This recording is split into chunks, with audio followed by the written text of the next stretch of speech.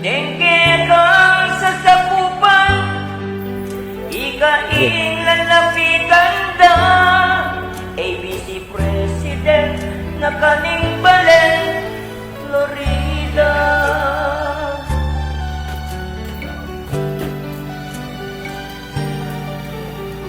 Medical mathematics, scholars.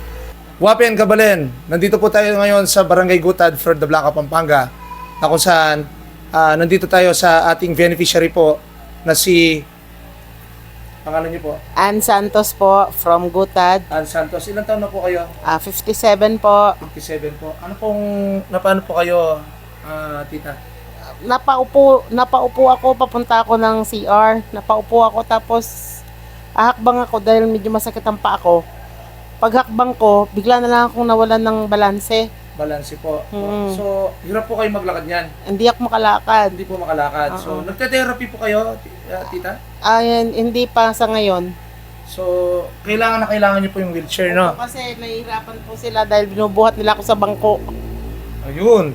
So, ang good news po, bit-bit ko na yung wheelchair na galing sa Akay ni Sol. So, ito po, bagong-bagong wheelchair. Para sa inyo po to, para magamit nyo po sa inyong therapy, sa pang-araw-araw na pamumuhay nyo po. So, ano po masasabi nyo sa Akay ni Sol? Maraming salamat po. Una sa Panginoon, pangalawa sa Akay ni Sol, pangatlo kay Konsehal na walang sawang tumutulong sa kanyang kapwa, lalo na dito sa aming barangay. Ito po yung asawa ng beneficiary natin. Ano po Hindi masasabi po. nyo sa Akay ni Sol? Maya po, Sige, Kapampangan, okay lang. dagal pong salamat keng binye yung biyaya kay kami. Maragulong pasalamatan kay kayo. Lalo na kang konsyal Bitog. Yes po.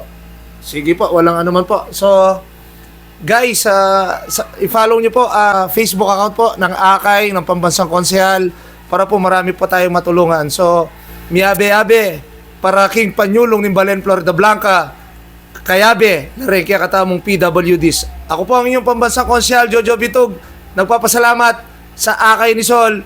Mabuhay po tayong lahat. Thank you. Okay. O Kapitan Jojo, kaluguran naman.